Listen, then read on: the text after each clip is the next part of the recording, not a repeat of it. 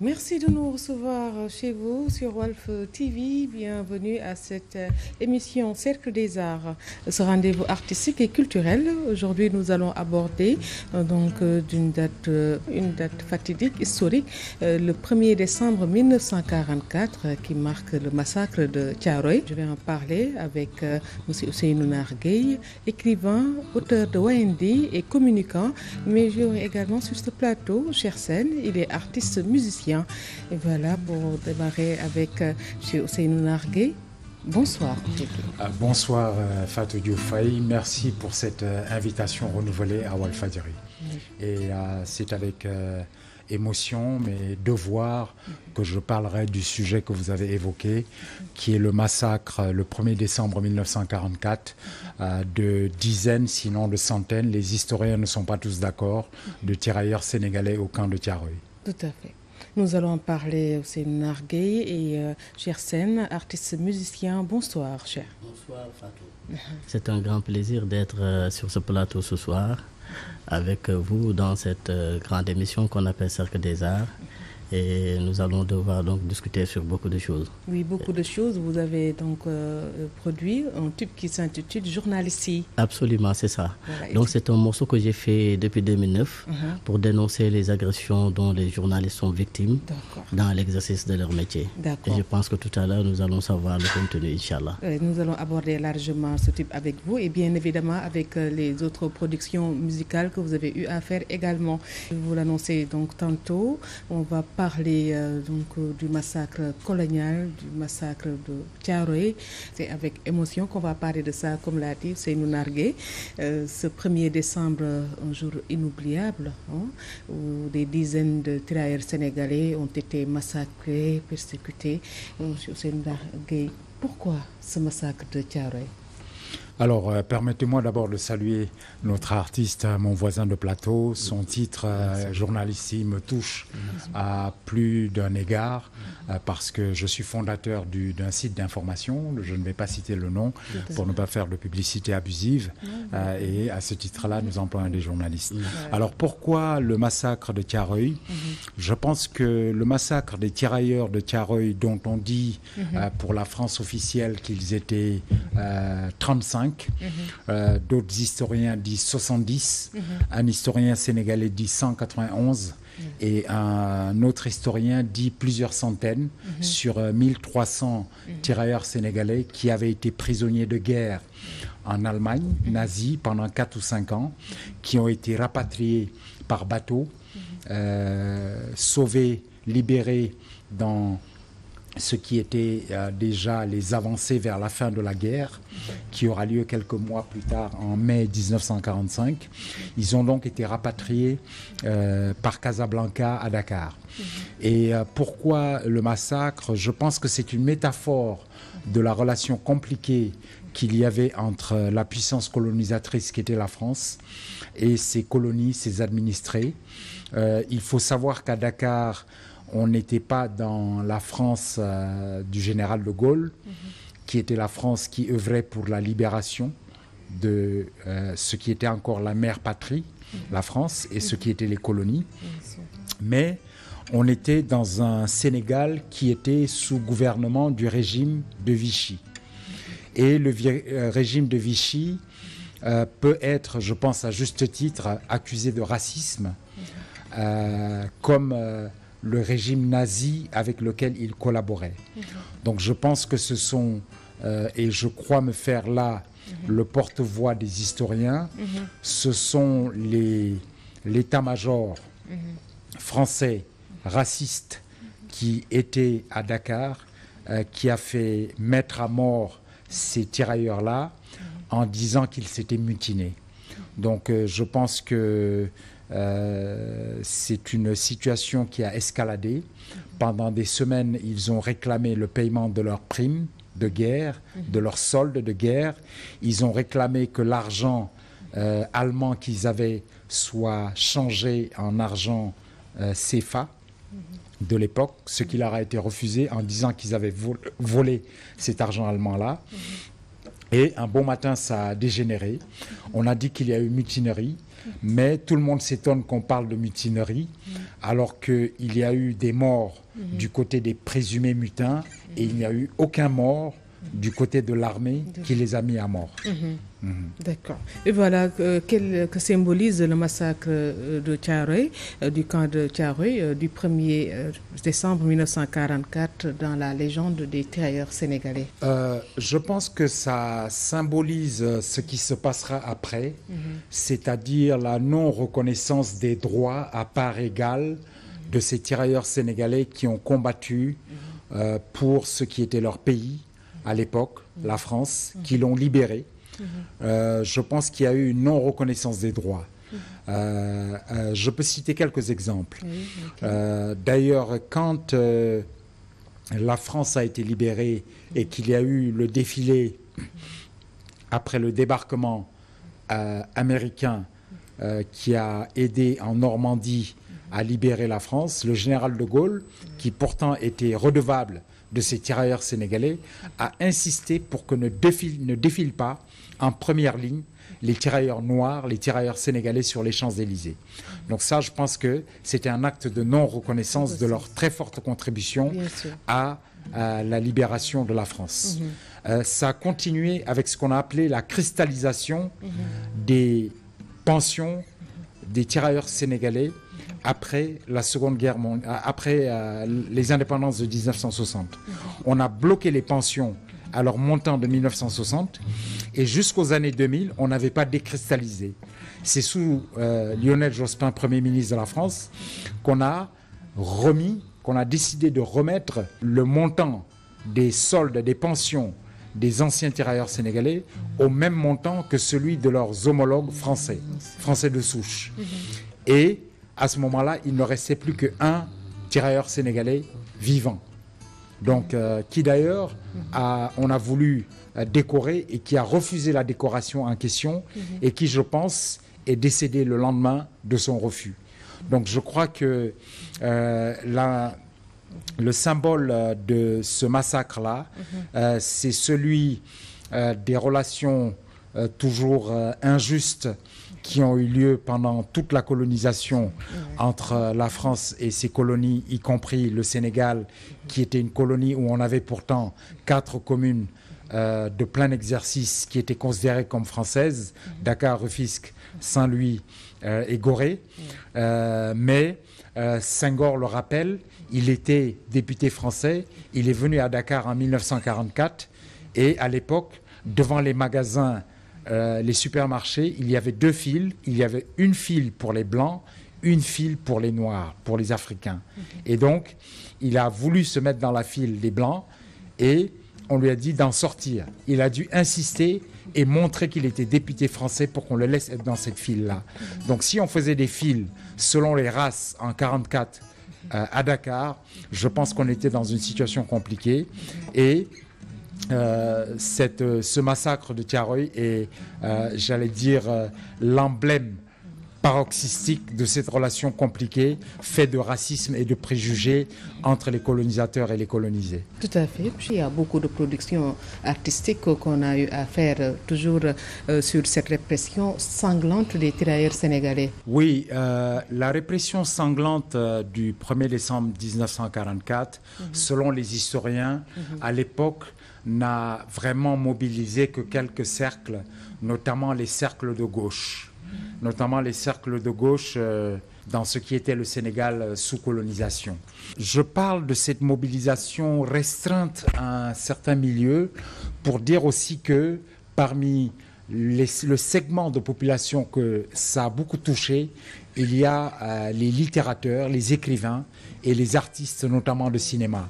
Et de ce côté-là, ce qu'a fait l'œuvre qu'a réalisé Sembène Ousmane, dont nous venons de voir un extrait, Camp de Thiaroye, est un très bon témoignage, un legs historique important. Sembène Ousmane, je pense, est le réalisateur africain post-indépendance qui a le plus témoigné sur les problématiques importantes de l'Afrique subsaharienne. Dans ce film-là, il assimile le massacre en question au massacre qu'il y avait dans les camps nazis. Donc il va très loin dans la dénonciation. Il parle également de la fraternité d'armes entre les tirailleurs sénégalais, parce que comme nous savons, ils n'étaient sénégalais que de nom. Il y avait des Sénégalais, des Gabonais, des Tchadiens, des Dahoméens, que sont aujourd'hui les gens du Bénin, etc. Il y avait des gens de tous les peuples d'Afrique subsaharienne qui avaient été mobilisés pour faire partie des troupes coloniales noires. Et donc, c'est un très important document littéraire, artistique, cinématographique, mais qui est complètement à charge contre la France. Ce qui fait d'ailleurs qu'à l'époque, le film est sorti en 1988, en 89-90, surtout dans le sillage des conférences nationales qui se tenaient pour la démocratisation dans les pays africains. L'état-major français a cru bon de pointer ce qu'ils appelaient des inexactitudes historiques dans le film de Sembène Ousmane. Mais toujours est-il que ce film est très important, aussi bien dans la trajectoire de Sembène Ousmane comme artiste de cinéma que dans le cinéma africain. Il n'y a pas que cela comme production artistique qui est issue du camp de Thiaroye. Oui. On sait également que Ben Diogaye Beye, en compagnie de Boubacar Boris Diop, ils ont produit un scénario de film sur Thiaroye 44. Et il y a eu même une polémique. Il y a eu effectivement une polémique parce que Ben Diogaye, me semble-t-il, si mes souvenirs sont bons, a reproché à Sembène Ousmane, qui était son doyen, de l'avoir plagié. Cette affaire-là a été devant les tribunaux, mais n'a pas finalement été tirée au clair. Je pense qu'elle est restée en l'état, mais il y a eu effectivement cette polémique-là et cette affaire juridique entre Sembène Ousmane et Ben Diogaye Beye. Et là, j'ai le scénario de Ben Diogaye Beye et Boris Diop s'appelle Thiaroye 44. Là, j'ai un livre qui s'appelle Thiaroye 44. Et Thiaroye 44, en fait, ça c'est l'œuvre d'un docteur Martin Moore, français, qui a essayé de récapituler un peu toutes les vues, toutes les évaluations qui ont été faites du massacre de Thiaroye le 1er décembre 1944. Et il a interrogé beaucoup d'historiens sénégalais, dont Ibrahim Thioub, ancien recteur de l'université de Dakar, dont Ibader Thiam, qui était encore vivant, dont Magueye Kassé, toutes ces personnes qu'il remercie, ainsi que les archives en France, au Sénégal, qui ont été mis à sa disposition. Et de ce point de vue-là, je voudrais rappeler que le président français d'alors, François Hollande, avait promis de restituer toutes les archives coloniales sur cette question du massacre du camp de Thiaroye au Sénégal. Mais le problème, c'est que ces archives en question ont été nettoyées. Il n'y a rien qu'on trouve dans les archives qui soit à la charge contre la France. Et, mais j'en terminerai là. Je pense qu'il y a des hommages aussi politiques qui ont été rendus aux tirailleurs sénégalais. L'ancien président Abdoulaye Wade, depuis 2004, a institué la journée du tirailleur sénégalais. Au Mali, qui est un pays frère, puisque nous avons la même devise, un peuple, un but, une foi.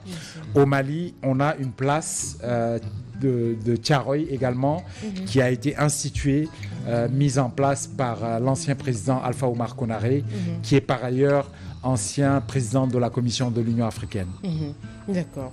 Cheikh Sène, vous êtes aussi enseignant, et donc en tant que Sénégalais, en tant qu'Africain, qu'est-ce que ça vous fait d'entendre telle histoire? L'histoire de Thiaroye 44, comme vient de le dire Ousseynou Nargueï, donc est une histoire qui est très émouvante. Et comme donc il l'a dit, c'est une non-reconnaissance donc des colons vis-à-vis donc des peuples africains, qui leur ont rendu un grand donc service dans donc la guerre qu'ils ont finalement donc gagné. Ce qui veut dire que s'ils avaient une reconnaissance, ils ne devraient pas vraiment penser à massacrer donc les Noirs. Mais c'est pour dire combien de fois donc la reconnaissance date de très longtemps donc dans nos sociétés et jusqu'à présent donc ça existe. Donc c'est de là que je vais faire une transition pour dire que moi c'est par reconnaissance que j'ai chanté donc les journalistes. D'accord, et nous allons revenir sur ça. Oui, très bien. Votre avis par rapport à ce massacre de Thiaroye 44? Vraiment, je le dénonce avec la dernière énergie. Donc, et pour dire combien de fois que les colons sont toujours redevables donc aux Noirs, parce qu'ils ont beaucoup fait pour donc leur histoire et présentement le développement donc économique de l'Europe et des Blancs, des colons. Les Noirs en ont joué un très grand rôle. Et ça, c'est quelque chose qui ne doit pas être donc négligé. Et ce qui veut dire que vraiment, c'est eux qui doivent donc être reconnaissants donc aux peuples africains et leur venir donc... Parce que souvent, quand j'entends dire que les peuples donc occidentaux viennent en aide aux peuples africains, moi, je dirais tout simplement que c'est pas ça. Ils nous donnent ce qui nous est de droit, ce qui nous revient de droit. Parce que leur développement a connu donc son essor et son début donc en Afrique. Donc, s'ils amènent encore d'autres financements et donc... des projets en Afrique, je dis que c'est tout simplement une manière de peut-être rendre la monnaie. Mais toujours est-il qu'ils ne sont pas encore à la hauteur de ce que les Noirs ont fait pour eux. Tout à fait. C'est ça. Voilà, quelle est la mémoire retenue de ce massacre de Thiaroye? Mon cher frère, je voudrais dire qu'on a au moins un point commun, parce que j'ai été enseignant aussi, mais il y a plus de 25 ans. Et comme on dit, enseigner, c'est le métier qui rend tous les autres métiers possibles. Absolument. Parce que si personne ne vous enseigne, vous ne pouvez pas acquérir des connaissances pour faire un quelconque métier. Absolument. Donc je salue à votre noble métier. Merci beaucoup. Alors, écoutez, moi j'ai vécu à Thiaroye, enfant. J'ai vécu à Thiaroye chez mon grand-père maternel, qui était à Thiaroye Gare, quartier Missira. J'ai passé mon CM2, c'est d'ailleurs la seule classe que j'y ai passée au camp militaire de Thiaroye. Donc j'étais trop jeune pour être sensibilisé à cette question du massacre des tirailleurs au camp de Thiaroye.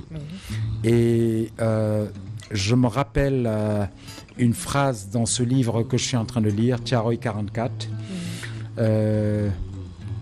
qui, pour la petite histoire, m'est offert par un Français blanc, qui est quand même sensible à cette histoire.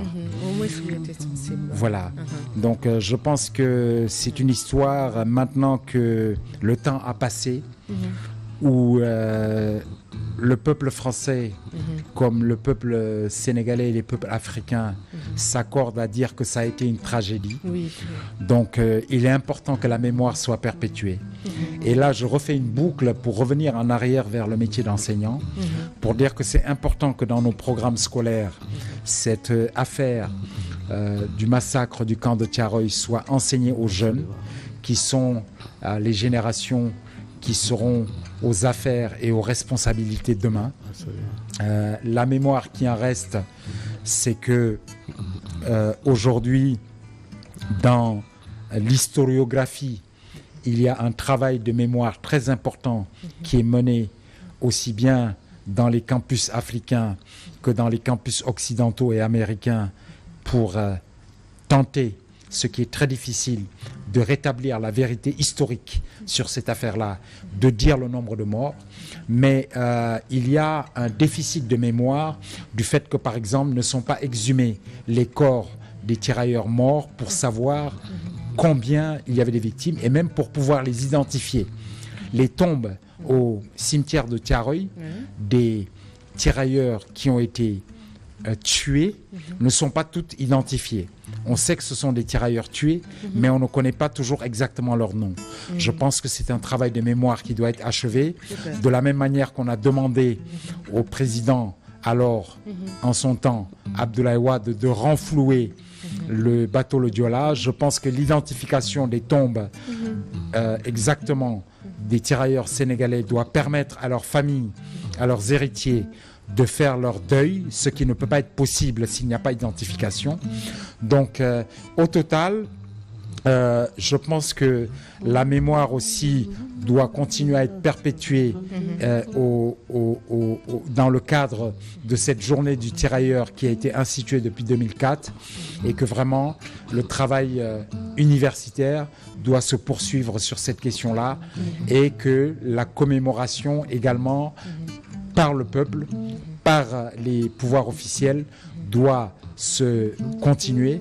Et enfin, je crois que la question de la restitution définitive et totale des archives que détient la France sur cette affaire-là, et même de toutes les archives coloniales en direction du Sénégal, mais aussi des autres peuples africains, doit se faire. Tout à fait. Tout ça doit se faire. Et pouvez-nous donc parler de la prise en charge de cet événement malheureux de notre histoire, M. Nargué, par la littérature et le cinéma surtout? Oui, nous l'avons déjà effleuré. Nous l'avons déjà effleuré. Donc, je peux vous redire qu'on a un film important qui est Camp de Thiaroye avec Ousmane Sembène, qui ne parlait que de questions importantes dans ses films. La polygamie avec Khala et l'impuissance dans les sociétés traditionnelles. Il a parlé de l'excision dans ses films et donc il a parlé d'une question importante qui est la mémoire coloniale avec Camp de Thiaroye. Donc je crois aussi que s'il y a des groupes de rap pour rester dans la sphère artistique qui s'appelle, qui se réclament de Thiaroye, c'est parce que aussi ils s'inscrivent dans la mémoire de ces tirailleurs sénégalais. Donc je crois que c'est important. On peut citer également Léopold Sédar Senghor qui dans ses poèmes a rendu hommage à ses frères d'armes, mais lui en dépassant le clivage de la race, puisqu'il parlait aussi bien du combattant blanc que du combattant noir. Donc je pense qu'il y a tout un champ d'œuvres artistiques et littéraires qui vivifient et qui rendent hommage à la mémoire des tirailleurs sénégalais et c'est très important. Le livre dont je vous ai parlé de Martin Moore, Thiaroye 44, est ainsi préfacé par un grand historien africain qui est Elikia Mbokolo, qu'on peut entendre régulièrement chez vos confrères de RFI Radio France Internationale, qui dit qu'un massacre ne peut pas être caché. Et effectivement, Thiaroye 44, ça a été un massacre. C'est aujourd'hui un slogan dans lequel les panafricanistes se revendiquent et se reconnaissent. Et je crois que pour en venir à ce que mon compagnon de plateau a dit, dans la redevabilité et la reconnaissance que nous doit l'Occident au motif que nous avons des histoires parallèles et qui à un moment ont été fusionnelles, nous ne parlons plus d'aide au développement, nous parlons d'investissement solidaire et effectivement, ne serait-ce qu'au titre d'un événement comme Thiaroye 44, sachant que en 1938, il y a également eu un massacre des populations au Sénégal sous la colonisation. Au titre d'événements comme cela, les anciens colonisateurs sont redevables d'aider, en tout cas d'accompagner le développement de pays comme le Sénégal et des pays africains. Et je pense que beaucoup de Sénégalais ignorent l'ampleur de cette répression sanglante du massacre de Thiaroye.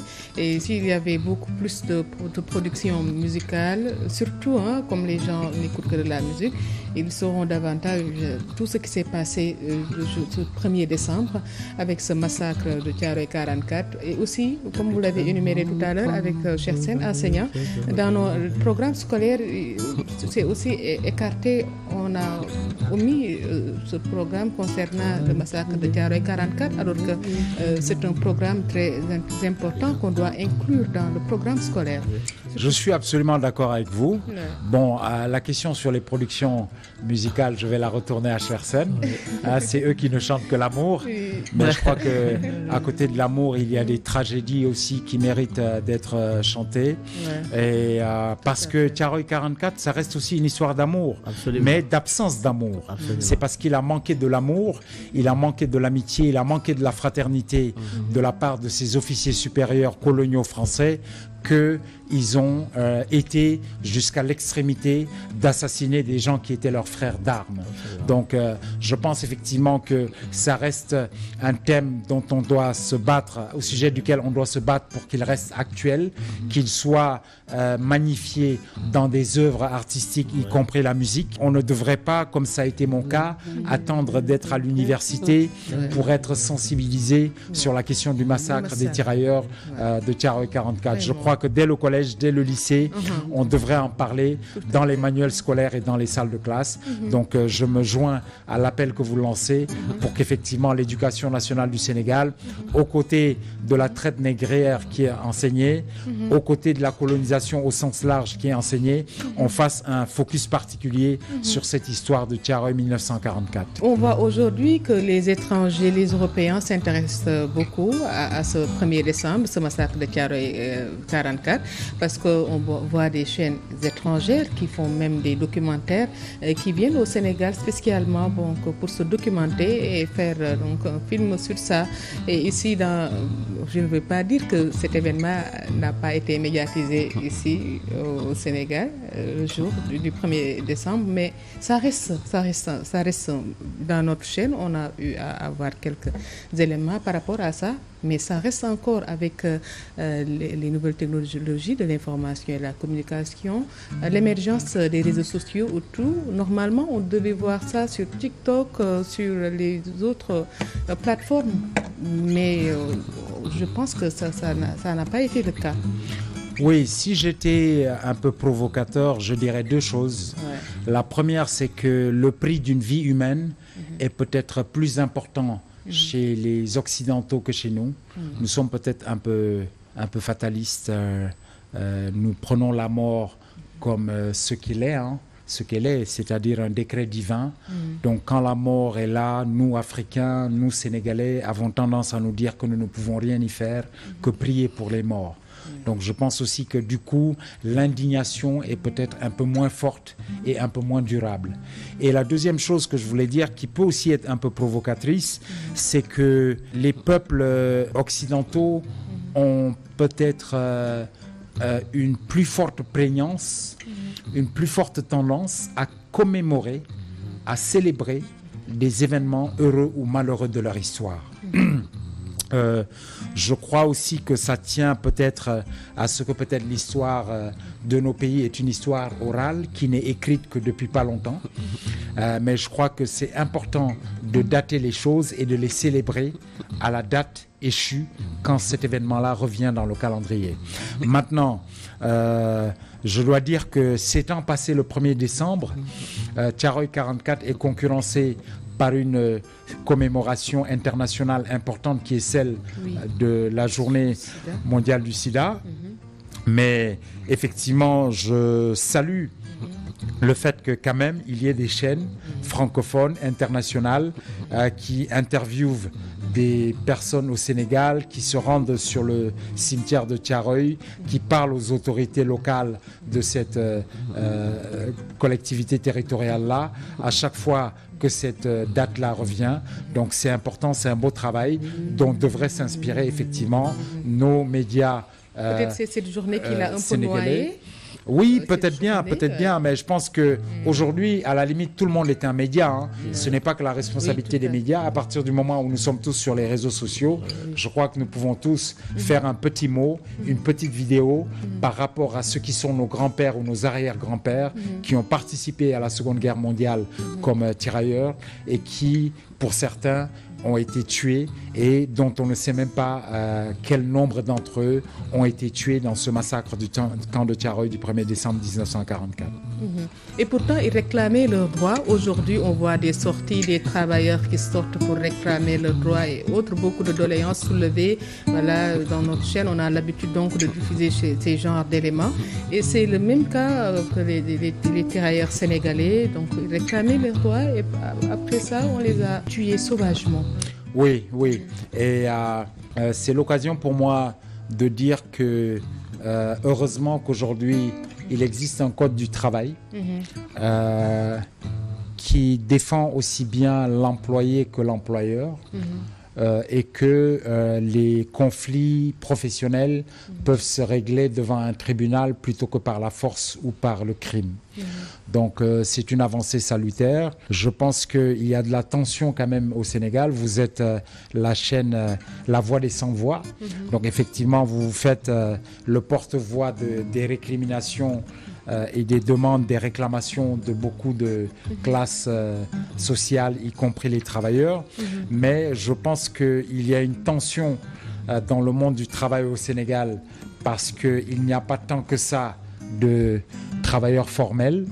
Il me semble qu'on est à 250 000, 300 000 contrats formels en CDD ou CDI au Sénégal, ce qui est très peu par rapport à une population de 17 millions d'habitants. On a 98% de notre tissu de PME, enfin de notre tissu d'entreprise, d'acteurs économiques qui est informel, c'est-à-dire qui n'a pas d'état financier, qui a peut-être un registre de commerce ou un INEA.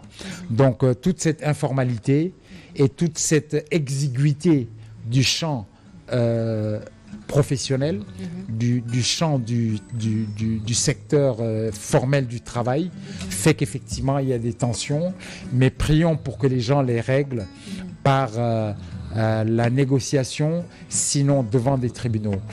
Moi, par exemple, j'ai été très surpris dernièrement de voir que 20 ans après que le tribunal ait tranché en leur faveur, les anciens employés de Air Afrique n'ont toujours pas touché leurs droits. C'est quelque chose qui n'est quand même pas normal et je crois qu'il faut dénoncer. Bien sûr. Bien sûr. Et concernant ce massacre, la France officielle a-t-elle eu sa part pour la manifestation de toute la vérité sur cette affaire? Alors, est-ce que la France officielle a fait sa part? Je pense que pas complètement, pas suffisamment.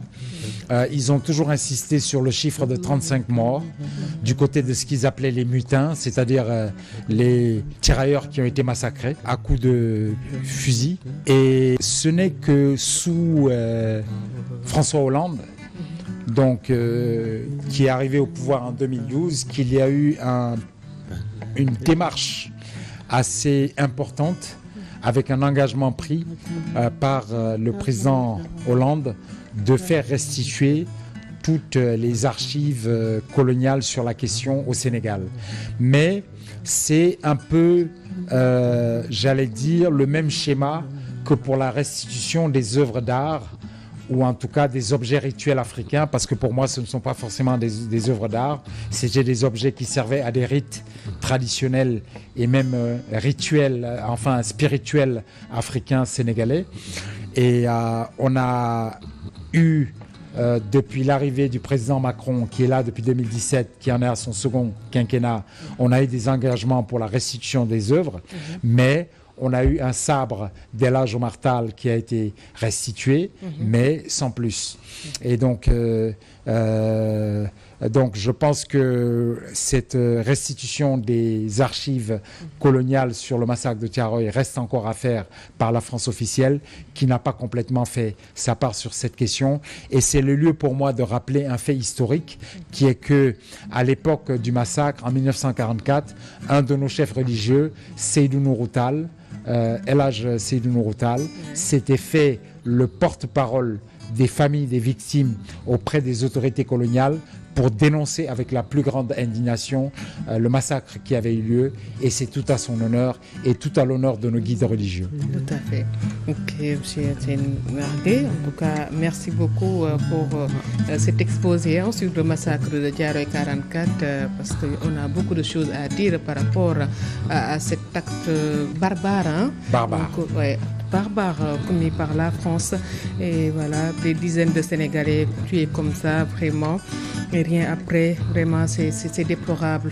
Là, je vais l'annoncer également dans la deuxième manche de cette édition. Nous allons parler de divertissement, bien évidemment, avec Cheikh Tissène, artiste musicien. Je vous remercie en tout cas. C'est moi qui vous remercie. C'est moi qui vous remercie. J'en profite pour encore faire la promotion de cet ouvrage de Martin Moore, Thiaroye 44. Aux martyrs de Thiaroye. Donc c'est un livre qui vaut la lecture. Donc je vous le conseille. Comme je vous conseille de revoir, si vous ne l'avez pas déjà fait, sur les plateformes filmographiques, le film Camp de Thiaroye d'Ousmane Sembène. D'accord. Merci beaucoup. Encore une fois, je suis Ousseynou Nar Gueye, écrivain et communicant. Et Cheikh Sène, artiste enseignant, donc vous avez chanté journaliste ici. Oui. Voilà un truc qui intéresse tout communicant, tout journaliste. Absolument. Voilà, Cheikh Sène, vous êtes enseignant. Je suis enseignant de métier. D'accord. Donc présentement, je n'enseigne plus. J'ai été donc détaché. D'accord. Et donc amené dans une institution où je continue donc à servir toujours l'État, mais toujours dans le cadre de l'enseignement. D'accord. Mais une transition aussi à l'encontre de M. Ousseynou Nar Gueye pour lui promettre que, Inch'Allah, moi je vais faire une œuvre musicale donc pour le massacre de Thiaroye 44. C'est magnifique. Ça, je le promets, parce que nous, en tant qu'enseignants, nous avons jugé nécessaire vraiment de faire de la musique autrement. C'est pourquoi peut-être on ne nous voit pas donc au devant de la scène, parce que nous mettons donc en avant les textes et la sensibilisation et la conscientisation donc des masses populaires. Et d'où maintenant, avec le genre musical que nous faisons, l'acoustique et aussi un peu de la variété, peut-être il est un peu difficile donc de venir au devant de la scène, comme nous sommes dans un pays de musique donc mbalax, donc c'est le mbalax qu'on a mis donc en avant. Oui, mais nous travaillons donc dans ce cadre donc de vulgariser des textes très importants qui peuvent vraiment éveiller la masse populaire. Et pour ça, je vais faire un texte, Inch'Allah, pour donc le massacre de Thiaroye 44. Magnifique. Ça, c'est promis. Magnifique. Voilà, on attendra ça impatiemment. Quand est-ce avez-vous débuté votre carrière musicale? Ma carrière musicale, je l'ai débutée dans le cadre professionnellement donc parlant en 1999. J'ai quitté les études après donc ma terminale pour venir à Dakar. J'ai intégré donc un orchestre où donc je participais en tant que choriste et en tant que aussi manager, parce que comme en ce moment j'avais déjà l'attestation de la radio et de la télé, parce que mes œuvres avaient été déjà donc enregistrées au niveau de la RTS, et j'avais donc à l'époque une attestation de la radio et de la télé qui m'était donnée par le directeur des programmes du temps qui était Martin Faye. Donc le groupe où j'étais savait déjà que j'avais des connaissances donc dans le monde donc de la musique au Sénégal. Ce qui veut dire que quelques années, lorsque je suis dans le groupe, quelques années donc après, notre manager devait voyager. Et maintenant, il fallait trouver un remplaçant donc, pour lui. Et maintenant, il avait fait donc 2 mois et j'étais donc le manager de l'orchestre. Mais en même temps, comme j'apprenais à jouer à la guitare avec les textes que j'écrivais, donc en 99, j'ai commencé donc à sortir donc des albums à travers donc les studios de Dakar et à jouer dans les milieux aussi à Dakar. Lors de la manifestation, de la marche qu'on faisait pour la libération, le pape Alé Niang, vous êtes illustré donc et vous avez fait une prestation donc avec ce single journaliste. Il n'y a pas encore de vidéo, de clip, mais on va vous laisser faire une prestation avec votre guitare. Inch'Allah, Inch'Allah. Journaliste yi bëgg naa ma leeno fu jàmm am yéen a ngi ci biir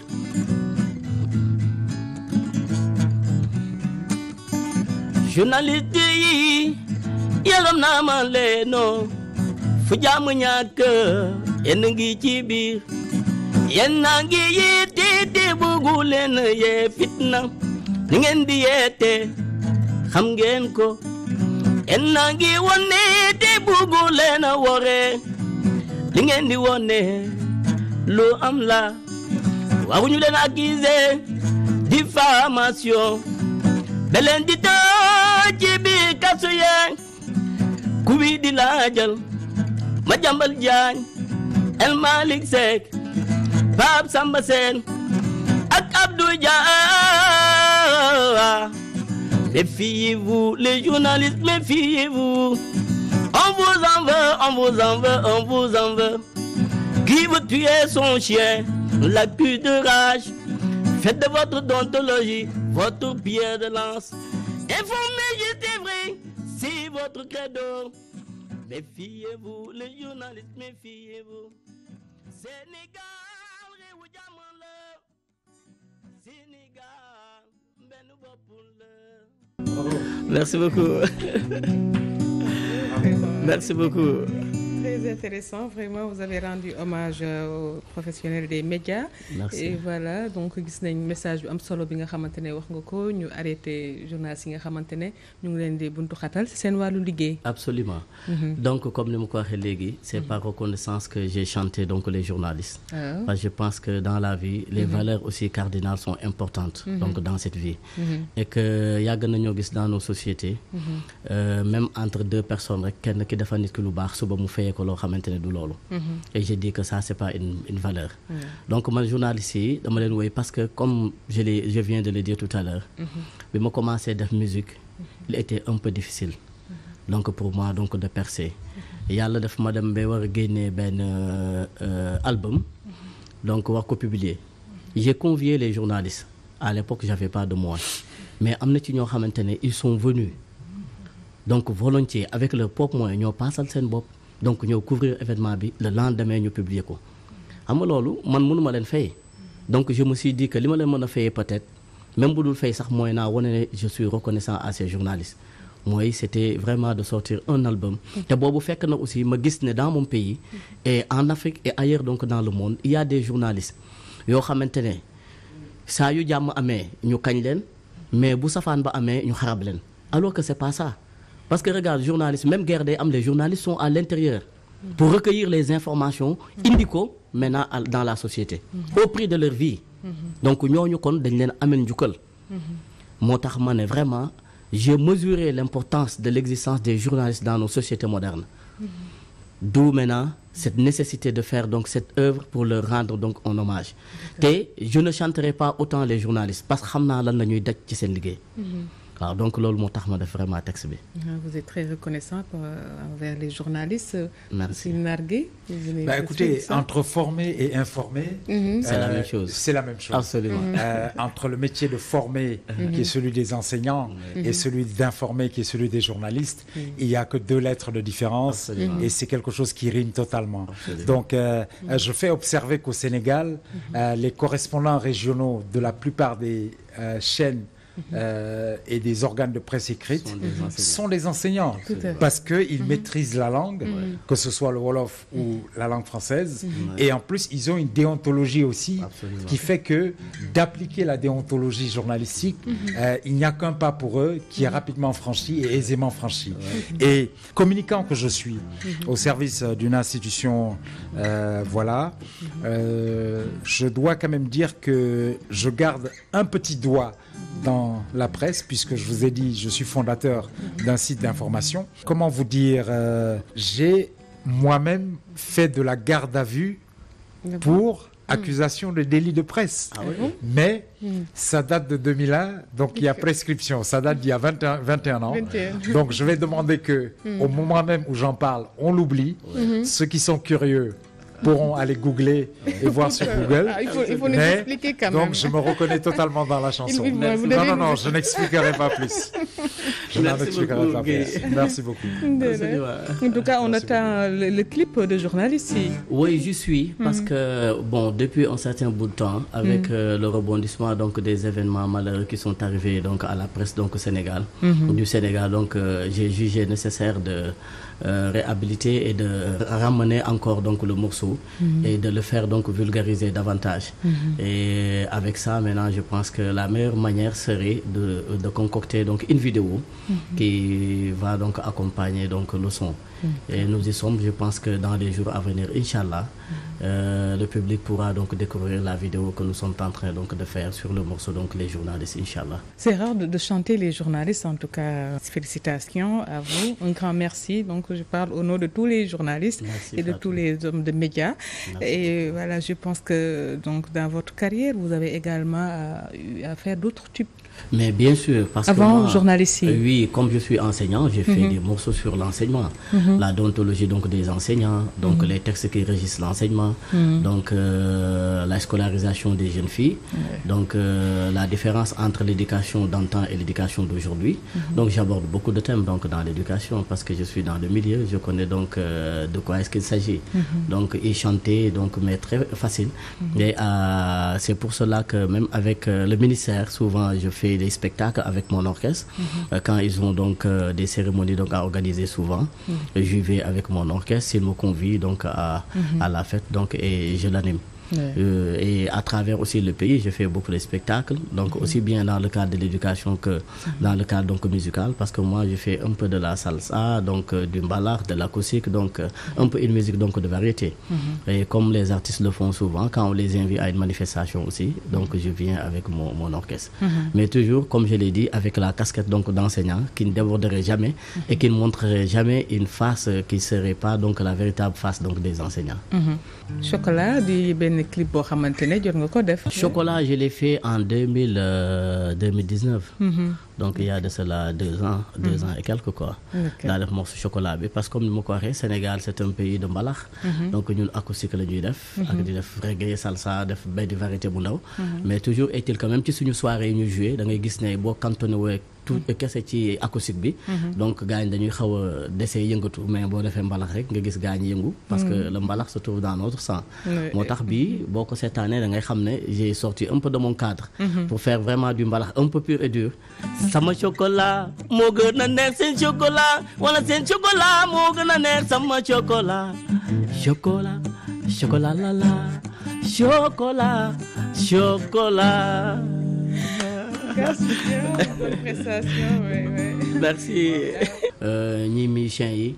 ak les hommes donc de médias ak les hommes publics. mooy politiciens yi mooy képp koo xamante ne rek li ngay def bëgg nga àdduna gis ko. da ngay jaar ci journalistes yi. rawatina rek Walfadjri fii au Sénégal parce que c'est une télé boo xamante ne. jox nañ kàddu ku nekk. pour mu exprimer wu donc ça donc dañ koy reconnaître donc Walfadjri. donc ñoom ñi nga xamante ne aussi guddeeg bëccëg suba ngoon bu may répété dama leen di tànqal. ñu ciy jàpp donc lu ne ñu def ko ci man.